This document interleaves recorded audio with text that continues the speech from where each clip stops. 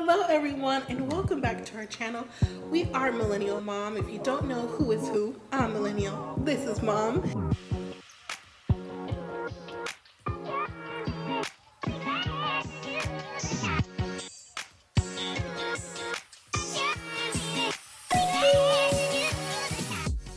Hello everyone and welcome back to our channel. If you're new here, I'm Mom or Kay from Millennial Mom.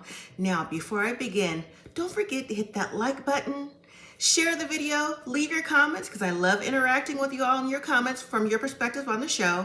Hit that subscribe button if you haven't already joined the family. And if you're interested, we have a membership that's available in the description box below. So let's get started. So today we're talking about Married at First Sight, Season 16, Episode 5. It's all about their journey. Now, when I saw this episode, well, even before I say that, Married at First Sight has cut down the episode from 2 hours to an hour and a half. This is the second week in a row that they're doing that. They're doing the show and then the after party after the show, which is a combined 2 hours.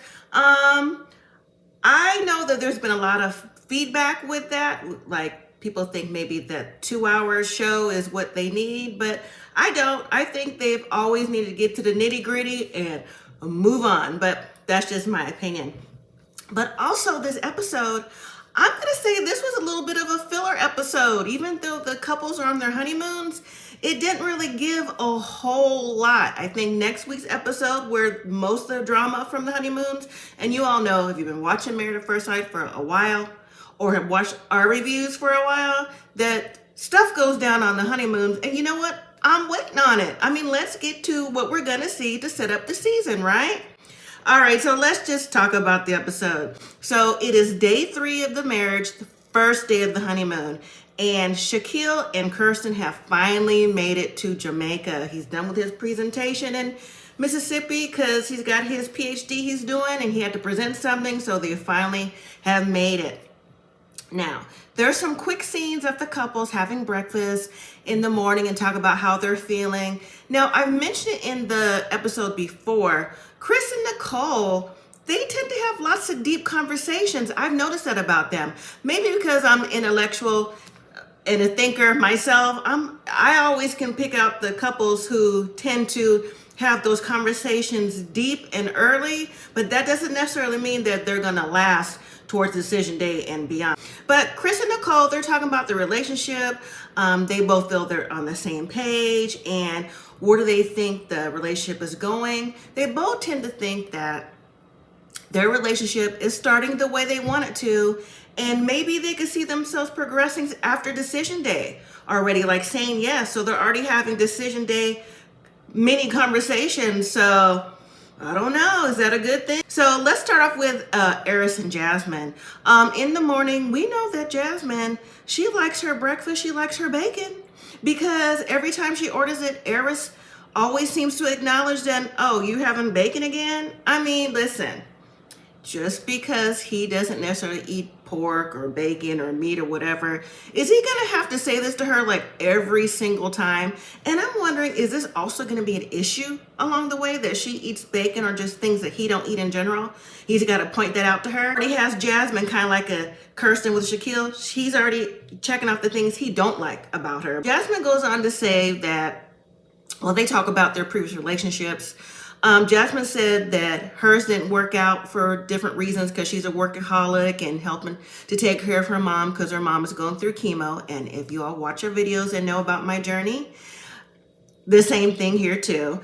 And so Eris says that he wasn't fully ready in relationships either. And you know, his thing, I believe Dr.Pepper said, and he said too in his package that he is a reformed party boy. And I'm gonna get to that later on in the show. But Jasmine is hoping that Eris will be kind to her, grant her some grace, because sometimes she shuts down because I guess she's overwhelmed. Not I guess, I can imagine how overwhelmed she is with her work and taking care of her mom and her health issues, that it takes a toll on her.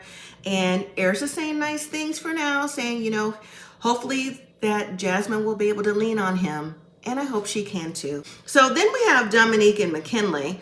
Dominique is talking about it's her first time out the country, and she's actually like geeking out about the amenities that's at the hotel, like an outside shower. I mean, it's Jamaica. Also at breakfast, they're talking about their sleeping habits, and they enjoy cuddle time, and they always ended up like around each other to sleep. And then Dominique has to say that, you know, he was snoring really loud. I'm like, maybe he's tired.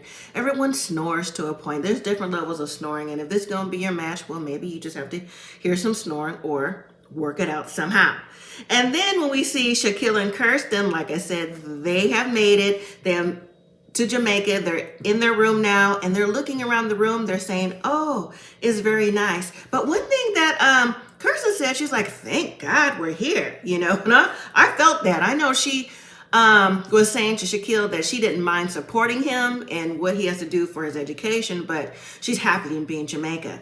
Now, as they're looking around their room and they looking out the balcony and everything, they do have a nice view of that water. I like seeing me some nice crisp water. It just seemed like so relaxing and so peaceful.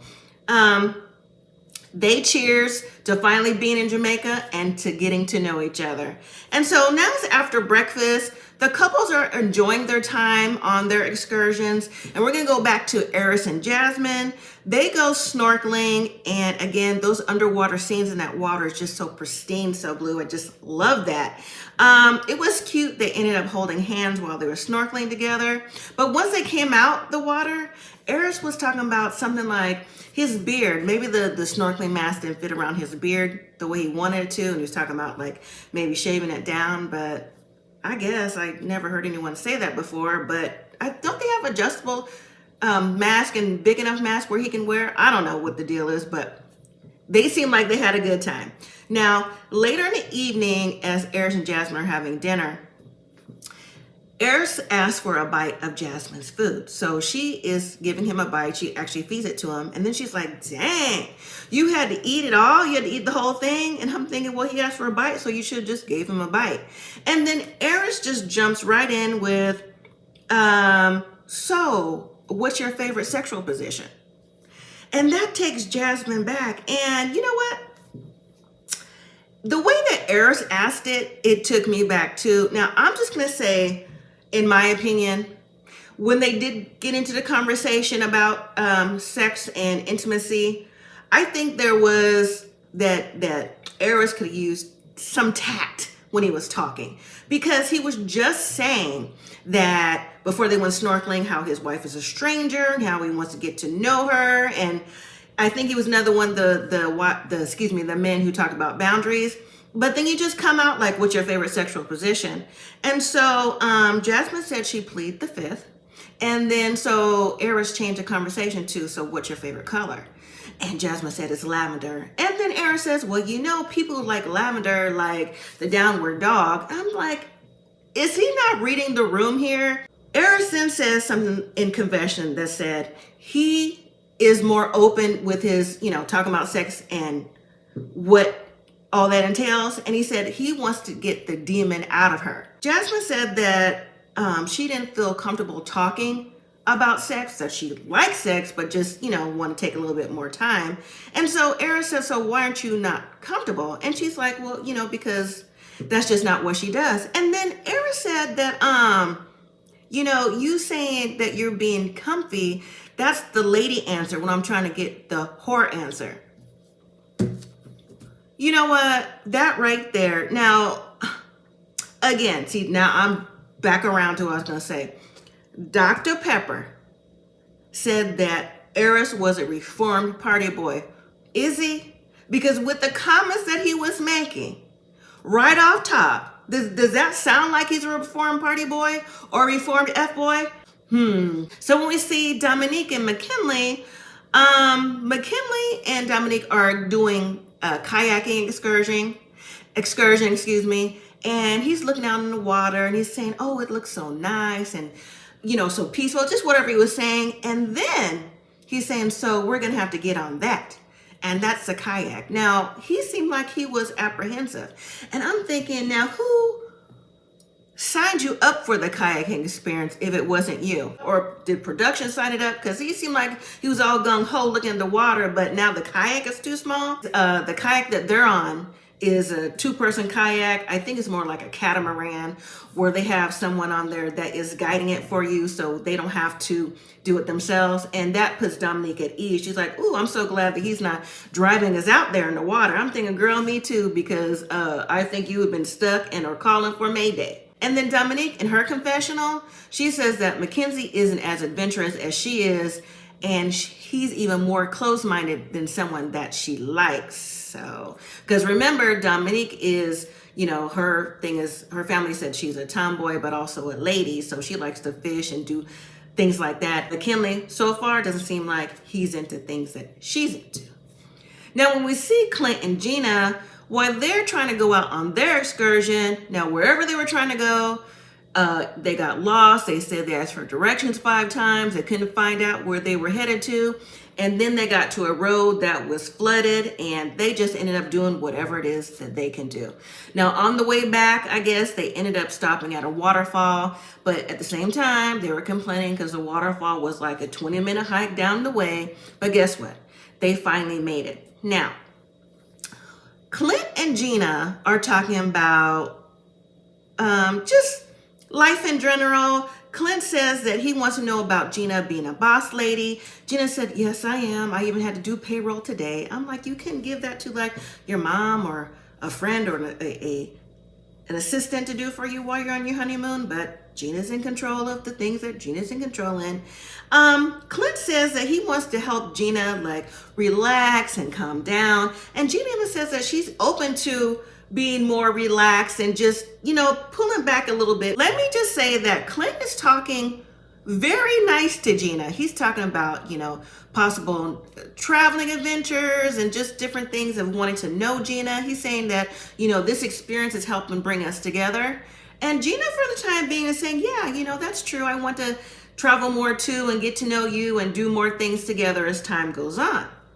After the waterfall, we see them back in their room. They're having a lunch. Gina's asking Clint, so do you think that I'm more high maintenance? Clint says, no, you just kind of like, I'm trying to get to know you on the litmus test. Then they go into conversation about what Gina wants to see for her life. Clint says, have you ever been in a relationship with someone who contributed to you like you have to them? And Gina says no, because she was following her dreams. That made men feel like, they weren't holding up their end of the bargain. And Clint was saying like, why was that? If they knew who they were and were doing what they were supposed to be doing, in a nutshell, what Clint was saying, then they shouldn't have a problem with that. And in a small way, Gina, the things that she's saying is reminding me of last season, Stasha, when it came to business and relationships.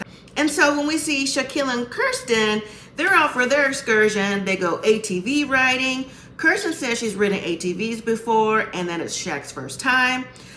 She said that he may not be thrilled about it, but he has a smile on his face. Now, as they're driving those ATVs, Kirsten has the pedal to the metal. She is gone. She's through the water, the mud, and everything else that it has to offer. Versus when you see Shaquille, it's actually kind of funny. He's on the ATV, but he's going school zone. I mean, what's he going, like 10, 15 miles an hour? But you know what? Shaquille explained that he has a reason why he's going so slow. He's being careful because it reminds him of the accident that he had when he was younger. So he's trying to get past that and enjoy this excursion. But he's also saying that he wants to live life and doesn't have to feel like he's living on eggshells or feel like he's walking on eggshells all the time. And he also knows that his wife, Kirsten, is more adventurous than him. So he's going to try to do, open up and do things that she likes to do as well. And then you see Shaquille, he finally turned it up a notch. He dials it up. He's not going quite as fast as Kirsten, but he's a good sport and he finishes the ATV anyways. So after their excursion, they sit down and they talk. Kirsten said that she's proud of him for coming out of his shell and just different little things like that. And so they're talking about the next thing they want to do as the day progresses. And Kirsten asked Shaquille, so are you still going to go work out? He says, yeah, you want to come work out with me? She goes, no, because we're in Jamaica. Now, I felt that one. I felt that for real because I'm thinking, why would I want to work out in the middle of my excursion on my honeymoon? Regardless if it's in Jamaica anywhere, why would I want to do that?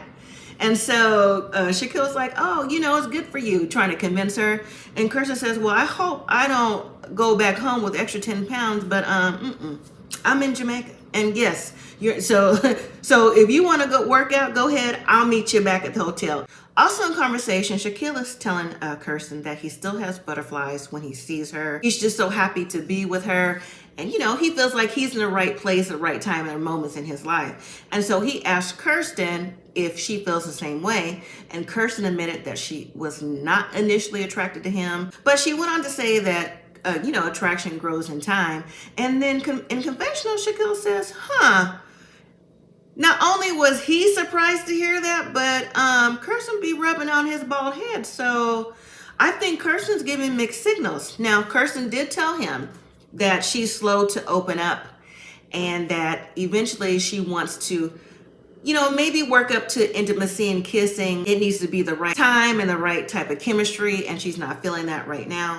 And Shaquille is telling her that, well, he understands and, he'll wait for her to be on her time. And then Kirsten says, well, I enjoy the physical touch, like I'm sitting on you right now, we're holding hands. And Shaquille agreed with that. He goes, well, for right now, we'll take this physical touch and can grow from there. So maybe Kirsten is opening up for right now. I mean, she's having conversations. So do you think she's really have him in that friend zone still, or is she really opening up? So next we have Nicole and Chris. Now they are on a rum tasting. Now, you know what? I like that. I think they had, outside the snorkeling, I think they had the best excursion. Now that rum that they started off with their bartender or rum tender, they started out with a 40% alcohol. Now that is already strong. You know what I'm saying? So the bartender said they had 6 more to try. And if you start at 40%, I mean, you just gonna get what you get by the end of the tasting if you make it that far. Nicole says she's not a rum shot girl and she may throw up in the ocean, but right now she's living her best life. Chris said he's impressed by Nicole. He said like she's down in the shots right now, and as well as he is, so he's cool with that. Now in production, Nicole says, now, even though I'm not drunk, I don't know if I would drive a car right now. I mean, just by the way she's saying that, listen, 40% alcohol by volume with your first drink. And then I heard the rum tender / bartender serve the second drink, and I heard him say 63%. Oh yeah. So no telling when she gave that confessional, you was already starting to be out of here. So you can't even convince me otherwise, but moving on. So after the tasting, Nicole explains to Chris that the old Nicole, the reason why she doesn't drink is the old Nicole when she was in her 20s. She used to drink a lot. She used to hang out at bars. She just said that, that was just what she did. She just didn't care that she was just a party girl. And that since she hit 28, she became on a new personal journey, has relaxed, career focus, and that's just where she is now. Chris says he's laid back, he's calm and even keeled, and he wasn't really a partier or things like that. He was just into himself and into his environment. And so Nicole said, well, would you have talked to someone like me like before I became calm on my journey? Chris says no, he don't think he would. He said now it doesn't take a lot for him to go off or come out of character. He is someone who will fight for things he believes is right, but he doesn't think that the old Nicole would be something he would be attracted to. Chris even said in confessional that if he even saw like the old Nicole come out, it would remind him of someone that he used to date before, and he don't know if he would be able to deal with that. I think Nicole and Chris, just based off of their deep conversations, right now I think they are the front runners for this season so far when it comes to their relationship. Now it's the next day. Clint and Gina are in a cabana for the day. I guess they were like, you know what, we tried the excursion, we're not going to do it twice, so we're just going to be out here at this cabana. So Clint says he feels like everything is going good on this vacation and everything seems to click. I'm thinking, listen, Clint, it's more than a vacation. It's your honeymoon. So Gina says at the end of the day, she's not feeling the chemistry and she doesn't want to force anything. That's what she's saying in confessional. Clint says the experts matched them for a reason. So he's looking forward to why they matched them. And eventually down the road, things can change. So he's, hoping for really the best. Gina says in the long haul, she's in for the relationship to work, but at the same time, she says to Clint that, what, normally I'm not attracted to gingers, to redheads, to ginger features, or anything like that. I'm not saying you're unattractive, but I'm just saying that, that's just not what I'm used to. Now, the look that Clint gives Gina is looking at her like, huh. But Clint says, heard, like noted, like I hear what you're saying. Moving to Dominique and McKinley. So they're out for dinner. Did anyone notice that Dominique was having a hard time walking in those stilettos? Was it just me, or did y'all notice that too? Well, once they sit down, Chris is saying that one day he wants to go fishing with Dominique. She's teasing him like, do I have to bait the hook? He's like, no. She's like, yeah, I probably do, because if you've never been fishing, like, I'm gonna have to bait the hook. McKinley is telling her, like, you know what? I set this up for us. Look at the table. When the food comes out, he's like, yeah, I made the food. Look at the candles. In confessional, Dominique is saying, I'm not getting the joke. Am I late to the joke? Is he really joking? So McKinley says to Dominique that he feels like she's a good match for him, and he's just happy to be here in her presence. And then Dominique said he's a good match for her, and, she couldn't ask for a better husband. Now, after dinner, they go to hang out at the pool to relax. McKinley's still talking about the chemistry is great. He's talking about he's a boob guy. He's been looking at her boobs from the beginning, but also in his vows, or maybe he said it or his family said it. We learned he was a boob guy real early, so hey, Dominique has what he's looking for in that department. Now, while they're at the pool, dessert comes. They're eating a little bit. They're talking. They're hugging, and I'm not sure if I'm feeling or catching the spark, because I'm not sure if it goes back to the very beginning with the excursions, and McKinley is talking about being on the kayak and not really on the water, to the dinner where she's teasing him about baiting the hook and fishing and not getting his jokes. But it's like some awkward tension, and it's coming mainly from Dominique. So I don't really know what's going on there. I'm not sure if it's his jokey joke nature or something is definitely not clicking from what I'm seeing. I don't know. What do you all think? But let's move to Nicole and Chris. So they're having a sunset dinner, which I thought was very nice, by the way. Nicole says that, are you my dream husband? So far, he says yes. And she's asking, am I your dream wife? He says yes. So, they're on the same page. And then Nicole says, well, do you love me yet? I'm like, oh, please don't mean that. Do you love me yet? And then Chris said, no, not yet. I'm like, whew, good. I'm glad he didn't say I love you too. Well, anyways, while they're having dinner, conversation jumps to kids. Chris said, listen, I'm 37. I've always wanted 2 kids. What do you feel about that? What do you feel about it? And Nicole says, she's got to go back with her story. She's got to give us from the very beginning. And she says that, she never thought about having kids. She never wanted kids. She's more career driven, but she's not saying she's not open to it. At the end, Chris and Nicole say they both will want to wait, if they do decide, like a year and a half, to see if they could get on the same page. But in confessional, Nicole says she has a fear that Chris is being like lackadaisical about her comments, her decisions, and hope that like it's not going to be a turnoff for him in the end. But in reality, they both know they have to work it out together, and they'll revisit the topic. But I mean, as long as they're both being honest, I don't see the problem. So maybe, again, if they work it out, they can figure out what's best for them in the end. And then when we see Shaquille and Kirsten, they're enjoying a nice dinner together. Kirsten says it's been a nice time for both of them. And one thing that Shaq says to Kirsten is, all the conversation, it feels like we're talking about me, my opportunities, education, things that I'm doing. I don't know a lot about you. She says she's closed off. She's not sure if it's been the pandemic or what. She says she's just been more closed off. And she's asking him to be more patient with her because it takes time to open up. Now, Kirsten's friends, when we saw the Friends and Family episode, they did tell Shaquille that it takes a while for her to open up, so be patient. One friend did come out and say that. So Kirsten's sticking true to how she is as a person.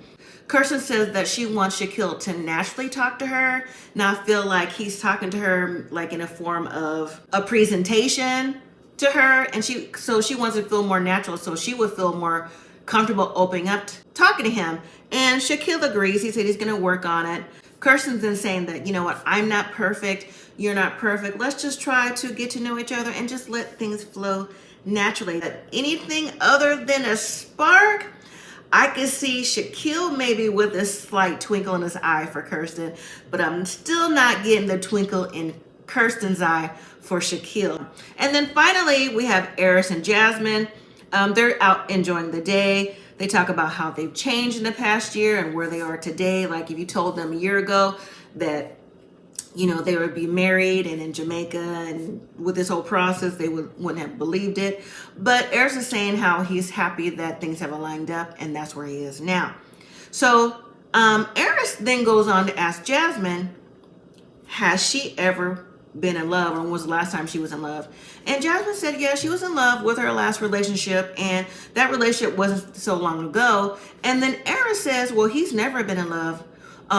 He's never been in love, never had love. He said he's had love for people, you know, that came and gone. And then one thing Eris said was that he's in love with the game. That, again, that party boy image, I don't know. Again, I'm going to say it. I don't think it's gone. Why? I mean, he's 39 and that's the best he could come up with. He could just said, you know what? No, I've never been in love. I was hoping to fall in love one day. I've signed up for this process, hoping to meet and fall in love with my forever. But for him to say, you know, I've been in love with the game, I'm 39, and just kind of like he gave the is what it is vibe to me. Jasmine, listen, you may have something on your hands you may not be ready for. But in confessional, Jasmine said that she finds it strange that he hasn't been in love at 39. And, you know, would there be a problem or would there be pressure at the end going towards, you know, if they stay together? And she actually said that to Eris, like, what happens if, you know, you don't fall in love? Do you see yourself moving forward? Can you say yes on decision day if you don't have love or if you don't fall in love? So I think that was a good question to ask for someone who is supposed to be, you know, on the show for the right reasons and a reformed party boy / whatever he claims to be. So, well, that was the end of the episode. We'll have to wait till next week to see the drama that comes up for the upcoming scenes, because we see some fireworks going off with 2 couples. So we'll have to wait till then to see what's really going on. All right, everyone. Thank you so much for watching. Don't forget to hit that like, subscribe, comment, share, and until next time, everyone, live simply, be grateful.